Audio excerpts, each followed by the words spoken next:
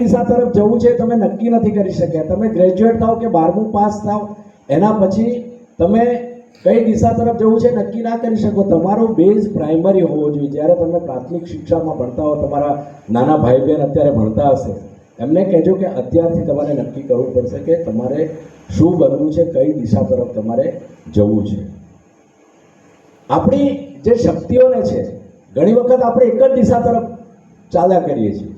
આપણી અંદરની રહેલી ટેલેન્ટને આપણે ઓળખતા નથી. મા બાપ પણ કદાચ વિદ્યાર્થીઓની ટેલેન્ટને ઓળખવામાં ભૂલ કરે છે. તમે બાળકોને પૂછો કે એને શું ગમે છે.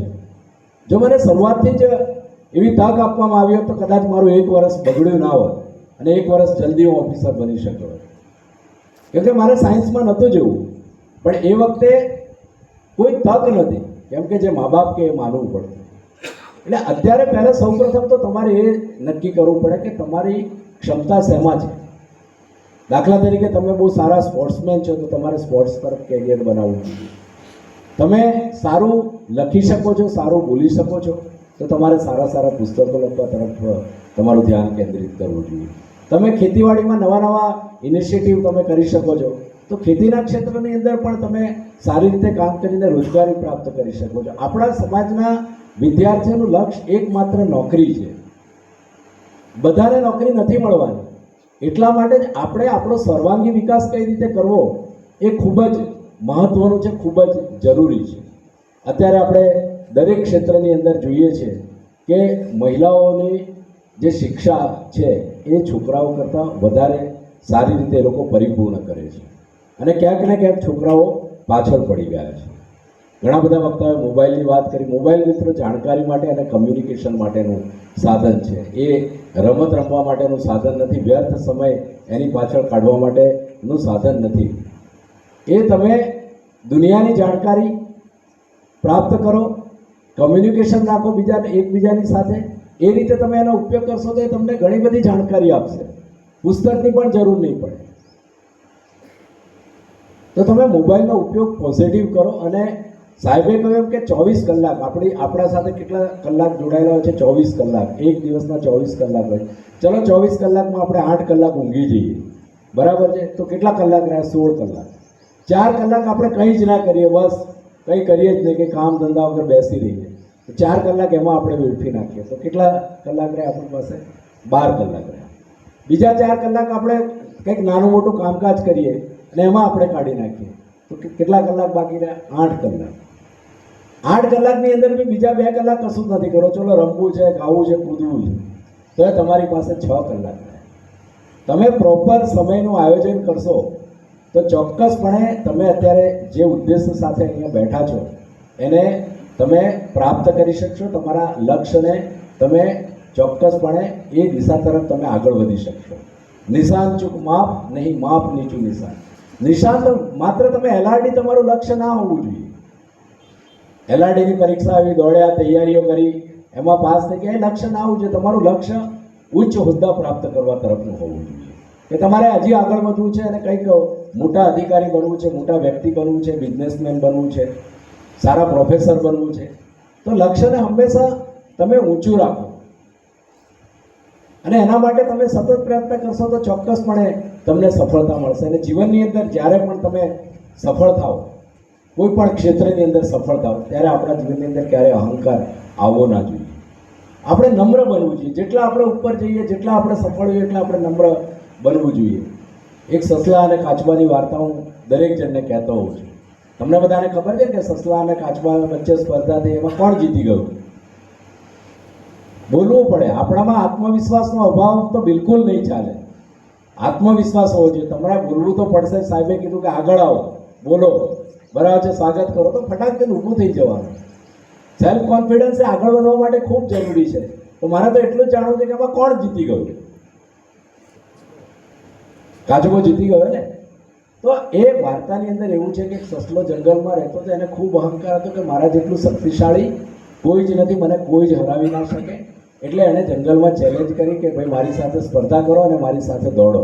પણ જંગલના બધા જ પ્રાણીઓ જાણતા હતા કે એની જોડે સ્પર્ધા ના થઈ શકે, એ તો બહુ શક્તિશાળી છે. પણ એની ચેલેન્જને કાચબો ઉપાડી લે છે અને બંને જણા દોડવાનું શરૂ કરે છે.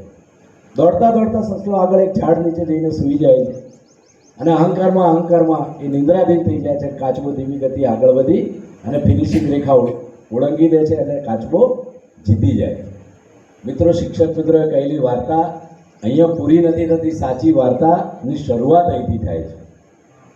રાજી આજે અહંકારની વાત કરું છું ને, તો કાચબાની અંદર અહંકાર આવે છે જીતી ગયા પછી. અને કાચબો આખા જંગલની અંદર કુદાકુદ કરે છે કે જો મેં શક્તિશાળી સસલાને હરાવી દીધો, મારા જેટલો શ્રેષ્ઠ, બહાદુર અને ચેલેન્જને પડકાર આપનારો બીજું કોઈ નથી, હું છું એમ.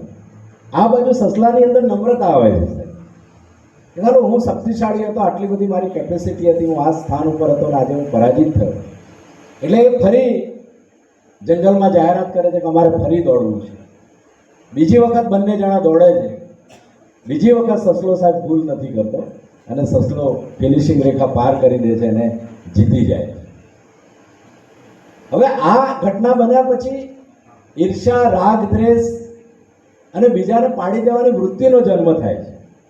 એટલે કાચબામાં દ્વેષ આવે છે કે સારું, હું ચેમ્પિયન હતો અને આ સસલું મને ફરી હરાવી ગયો, હવે મારે એને ગમે તે રીતે ફરી પરાજિત કરવો પડશે. અને ફરી કાચબો ચેલેન્જ આપે છે કે તું મારી સાથે દોડ, પણ આ વખતે દોડવાનો રસ્તો હું નક્કી કરીશ.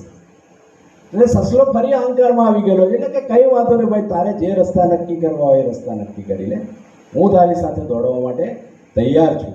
બંને દોડવાની શરૂઆત કરે છે. દોડતા દોડતા જાય છે. સાહેબ, એક નદી આવે છે.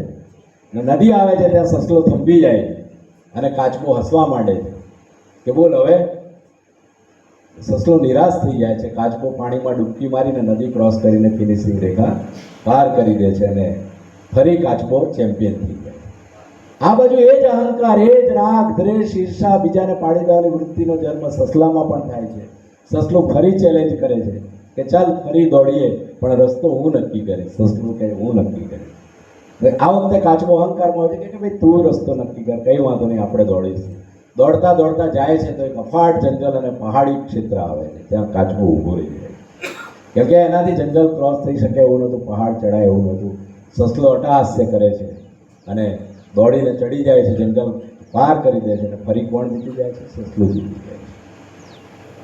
હવે આ સ્પર્ધા કરતા કરતા કરતા બંનેના મનની અંદર પરિવર્તન આવે કે યાર, કે અમારું કાર્યક્ષેત્ર અલગ છે, અમારું જીવન અલગ અલગ રીતે ચાલી રહ્યું છે. અમે શા માટે એકબીજાને પાડી દેવાની વૃત્તિ રાખીએ છીએ? શા માટે એકબીજાને સ્પર્ધા કરીએ છીએ? એના કરતાં બંને સાથે મળીને જો કામ કરીશું તો દરેક સમસ્યાઓને, દરેક પડકારોને અમે આસાનીથી પાર કરી શકીશું. બંને ભેગા થાય છે, જંગલ ભેગું થાય છે અને ફરી દોડે છે. જ્યારે નદી આવે છે ત્યારે સસલું ફરી ઊભું રહી જાય, પણ કાચબો કહે છે મિત્ર ગભરાઈશ નહીં, તું મારી પીઠ ઉપર બેસી જા, હું તને નદી ક્રોસ કરાવીશ. સસલું કાચબાના પીઠ ઉપર બેસી જાય છે, નદી ક્રોસ કરી દે છે. બંને જોડે જોડે એ ફિનિશિંગ રેખા પાર કરે છે. સસલો ઋણ ચૂકવવા માટે ફરી જંગલ તરફના રસ્તા ઉપર દોડે છે. જે જંગલ અને પહાડ આવે છે ત્યાં સસલું કાચબાને કહે છે કે તું મિત્ર ચિંતા ના કરીશ, મારી પીઠ ઉપર બેસી જા, આ અફાટ જંગલને હું તને પાર કરાવીશ. તો એક વસ્તુ તો ક્યારેય જીવનની અંદર તમે સફળતા પ્રાપ્ત કરો કે તમારી પાસે શક્તિ હોય ત્યારે અહંકાર ના કરવો જોઈએ. અહંકાર એ માણસને પતન તરફ લઈ જાય છે. કોઈની રાગ, દ્વેષ, ઈર્ષા ના કરવી જોઈએ. સારા વ્યક્તિની નિશાની છે. કોઈ નબળું હોય તો એને સાથે લઈને ચાલો, કોઈ ક્યાંક રોકાઈ જાય તો એને મદદ કરો. તમે જો આ ભાવના રાખશો તો જીવનના કોઈ પણ ક્ષેત્રની અંદર, માત્ર વ્યવસાયિક ક્ષેત્ર કે નોકરીના ક્ષેત્રની અંદરની વાત નથી કરતો, આપણા જીવનની આવતી તમામ બાબતોની અંદર તમે ખૂબ સરળતાથી અને આસાનીથી પ્રાપ્ત કરી શકશો.